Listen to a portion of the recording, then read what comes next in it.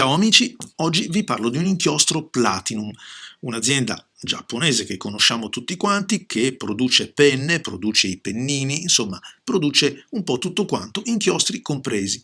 Inchiostri che hanno delle caratteristiche ben specifiche, possono anche magari non piacere su tutte le penne, ma sono di indubbia qualità.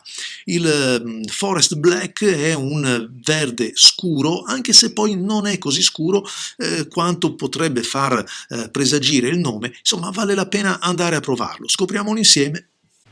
Beh, è un inchiostro che comunque insomma, ha il suo prezzo perché 25-26 euro per un calamaio vero da 60 millilitri, questo è vero, però insomma, lo pone un po' nella parte medio-alta del costo, della classifica degli inchiostri.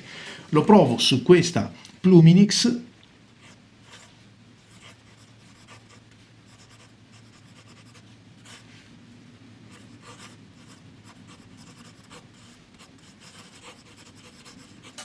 Scorrevolezza assoluta come per la gran parte degli inchiostri giapponesi o orientali in generale, un inchiostro che non fatevi ingannare, appena messo giù è un pochettino più chiaro, non è proprio la foresta scura, la foresta nera che potrebbe apparire. Questa invece è una Pilot.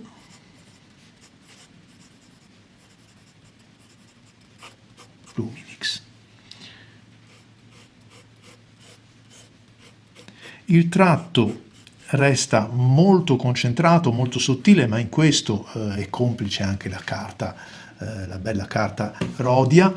Sfumature le abbiamo, ma non quante diciamo me ne sarei aspettato, quantomeno in combinazione con questa punta, perché vedremo che invece con altri pennini, questo è un pennino molto valido, ma non è sempre diciamo il miglior rivelatore di shading, di sfumature. Del resto c'è un alimentatore alle spalle che non è insomma un granché, vale molto di più in proporzione il pennino.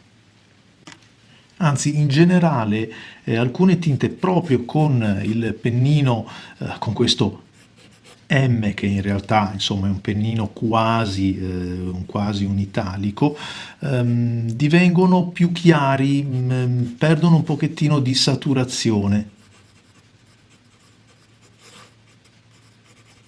Però poi insomma ci regala altre soddisfazioni. Allora, giusto per capire cosa e come e quanto, andiamo a vederlo proprio su altre carte. Ad esempio, questa è la prova che ho fatto su una carta Blasetti. Stringo un pochettino. Come potete vedere, cambia effettivamente rispetto a Rhodia cambia il punto di bianco, ma bisogna aspettare anche che si scurisca un pochettino per trovare questa tonalità quasi verde militare, ma comunque non scuro, e di sicuro mi è piaciuto più qui dove, come si può notare, ci sono anche degli effetti, delle sfumature, magari sì, dovute un po' al flusso, però è un inchiostro che qui comincia a essere interessante.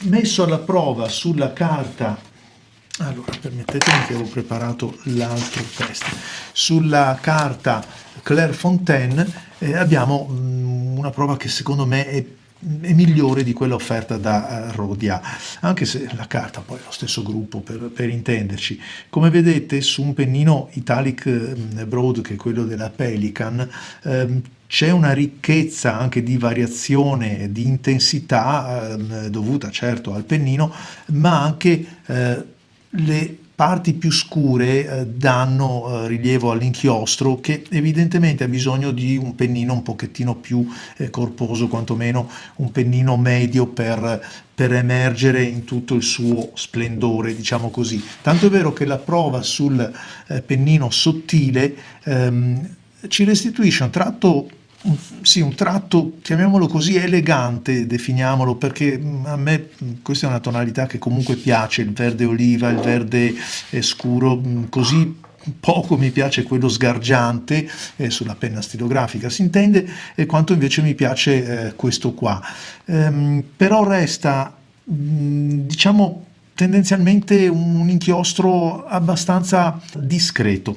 Non è un inchiostro che si fa vedere molto, come si può vedere anche dagli appunti, la tonalità si alleggerisce, risalta un verde medio scuro, sì, delicato, ma è discreto, direi. Altri inchiostri che lo avvicinano potrebbero essere, li avevo messi da parte per mostrarveli, partendo dai più chiari, per esempio, scusate, Shikiori è decisamente più chiaro, più tendente al verde, ma il Röhrenklingner, l'Old Golden, il verde oro antico, già comincia ad avvicinarsi un pochettino e direi anche abbastanza alla tonalità di questo inchiostro Platinum, abbastanza al punto che su alcune carte sono molto più simili di quello che si darebbe a vedere. Ve lo faccio vedere anche sulla carta Blasetti, sono effettivamente abbastanza vicini, così come sono vicini, ma perché lo sono anche questi due inchiostri, all'olive green della Graf von Faber-Castell. Anche in questo caso sono molto simili, quasi irriconoscibili, se non fosse che questo della Faber-Castell è uno degli inchiostri che preferisco in assoluto e quindi ci vedo delle sfumature, ci vedo una intensità che mi viene un po' a mancare nel Platinum. Bello, senza dubbio, quanto vogliamo, però perde qualcosina. E inoltre il Faber-Castell, secondo me, è una mia opinione personale, possiede una formulazione decisamente migliore. Metto insieme anche il Classic Green della Diamine perché compone effettivamente questo terzetto, questo trio. Possiamo apprezzare rispetto agli altri, su quello della Diamine, invece un effetto di sì, shading, ma comunque possiamo dire di variazione della saturazione, perché la viscosità di questo inchiostro è senza dubbio diversa, che si ritrova anche poi nel riscontro visivo a posteriori.